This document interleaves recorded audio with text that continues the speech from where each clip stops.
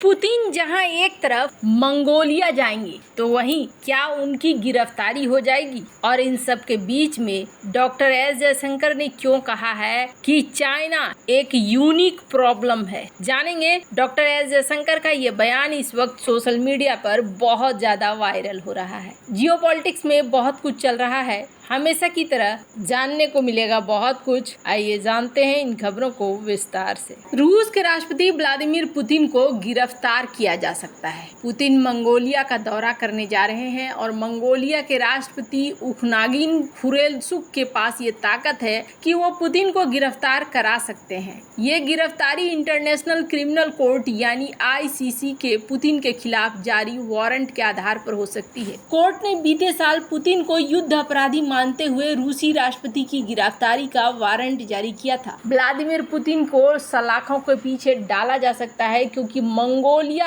ICC का सदस्य देश है। व्लादिमीर पुतिन 3 सितंबर को चंगेज खान के देश मंगोलिया का दौरा करने वाले हैं। यूक्रेन ने मंगोलियाई सरकार से पुतिन को युद्ध अपराधी करार देते हुए गिरफ्तार करने की मांग की है। यूक्रेन ने कहा है कि मंगोलिया की सरकार जानती है कि व्लादिमीर पुतिन एक युद्ध अपराधी है। ऐसे में हम उम्मीद करते हैं कि मंगोलिया सरकार उनको गिरफ्तार करेगी। इंटरनेशनल क्रिमिनल कोर्ट ने भी कहा है कि अगर पुतिन मंगोलिया जाते हैं तो वहां के अधिकारियों को उनको गिरफ्तार करने की जिम्मेदारी है। व्लादिमीर पुतिन की गिरफ्तारी की संभावना पर रूसी राष्ट्रपति कार्यालय क्रेमलिन ने कहा है कि उनको इस संबंध में कोई फिक्र नहीं है। क्रेमलिन के प्रवक्ता दिमित्री पेस्कोव ने कहा है कि पुतिन की यात्रा मंगोलियाई राष्ट्रपति उखना खुरेलसुख के निमंत्रण पर हो रही है। उन्होंने कहा कि पुतिन की यात्रा को लेकर मंगोलिया के साथ सभी अहम पहलुओं पर चर्चा हुई है। व्लादिमीर पुतिन के खिलाफ ICC ने वारंट जारी किया है, लेकिन उसके पास अपना कोई बल नहीं है। ऐसे में गिरफ्तारी करना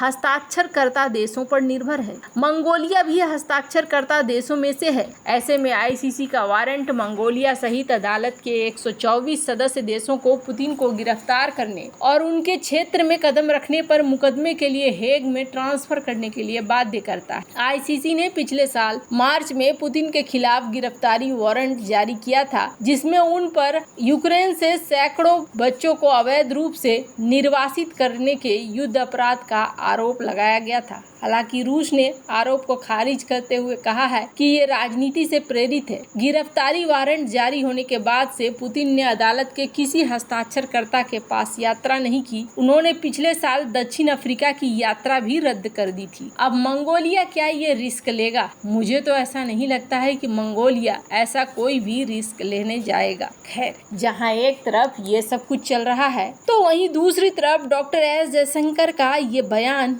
बहुत ज्यादा वायरल क्यों हो रहा है? डॉक्टर एस जयशंकर ने चाइना को लेकर आखिरकार ऐसा क्या कहा है? स्क्रीन पर ग्लोबल टाइम्स की एक खबर देख सकते हैं। चाइना और भारत के बीच में बॉर्डर को लेकर बातचीत चल रही है और इस चीज को लेकर ग्लोबल टाइम्स ने ये छापा है कि ये एक पॉजिटिव बात है कि जल्दी जल्दी अब भारत और चाइना बातचीत कर रहे हैं ताकि सारी समस्याओं को निदान किया जा सके, सारी समस्याओं को हल किया जा सके। भारत का एक तीर है जो एकदम सटीक निशाने पर लगा है और वो है इन्वेस्टमेंट और चाइना की इकोनॉमी। चाइना की इकोनॉमी के साथ जो भारत कर रहा है वो बिल्कुल सही दिशा में और बिल्कुल सही सटीक तरीके से पढ़ रहा है। स्क्रीन पर एक आर्टिकल देखिए। इस आर्टिकल में क्या कहा जा रहा है कि भारत के ट्रेड मिनिस्ट्री ने अब एंटी डंपिंग ड्यूटी लगा दिया है चाइनीज एल्युमिनियम फॉयल के इंपोर्ट पर। ये जो फॉयल जिसपे ज्यादातर रोटी वगैरह लपेट कर लोग देते हैं या फिर और भी कोई चीजों के लिए फॉयल का इस्तेमाल होता है एल्युमिनियम फॉयल का, तो ये एल्युमिनियम फॉयल के ऊपर एंटी डंपिंग ड्यूटी भारत ने लगा दिया है। क्यों लगा दिया है? क्योंकि भारत में ये बहुत बड़ी मात्रा में डंप किए जा रहे थे। हालांकि आपको बता दूं,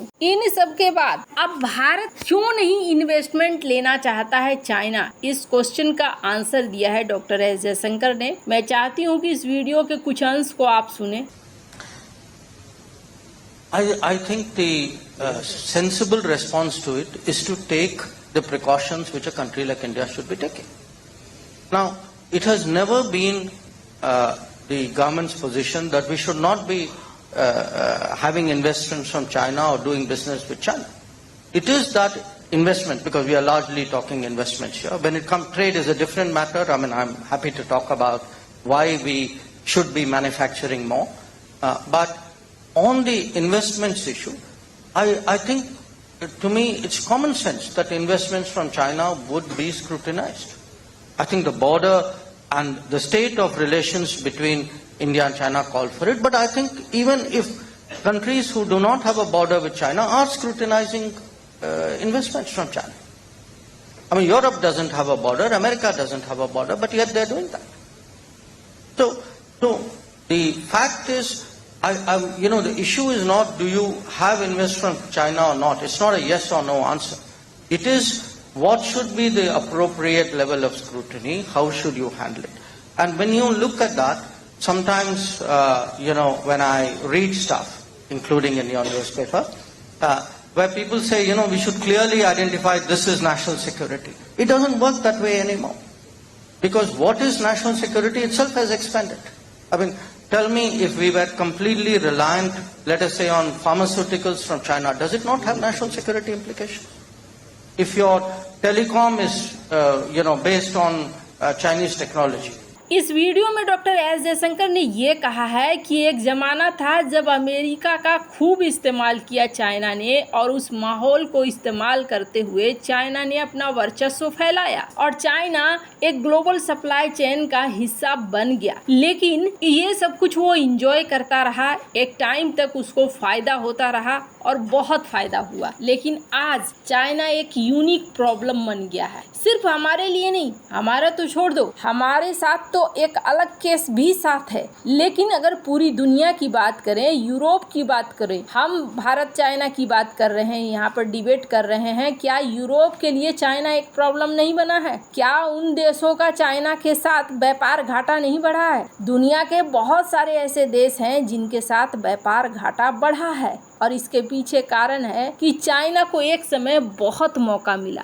हालांकि डॉक्टर एस जयशंकर जाने जाते हैं एकदम साफ साफ बोलने वालों में से। डॉक्टर एस जयशंकर ने एक बात और कही कि अगर चाइना के साथ हम किसी तरह की व्यापार करते हैं, इन्वेस्टमेंट करते हैं, तो हमें हर इन्वेस्टमेंट पर नजर रखने की जरूरत होती है। कोई अगर ये कहता है कि सेलेक्टिव करो, ये वाला करो, वो वाला मत करो, तो ऐसा नहीं है। अगर हम टेलीकॉम में जाएंगे तो वहाँ देश के सुरक्षा के लिए खतरा है, अगर हम और किसी मैटर में जाएंगे तो वहाँ देश के लिए खतरा है। तो हर मैटर में कुछ न कुछ लगा हुआ है, हम एकदम से यस और नो का आंसर नहीं कर सकते हैं। इसका मतलब है इन्होंने एक तरह से इशारा दे दिया कि चाइना की डूबती हुई इकोनॉमी में चाइना जो कोशिश कर रहा है कि किसी तरीके से भारत के साथ सारी चीजें पहले जैसी हो जाएंगी, वो होने से रही। वैसे आपको क्या लगता है, डॉक्टर एस जयशंकर ने जो कहा वो सही है या नहीं है? कमेंट कर अपनी राय जरूर बताएं। जल्द मिलते हैं अगले वीडियो में नई खबर के साथ।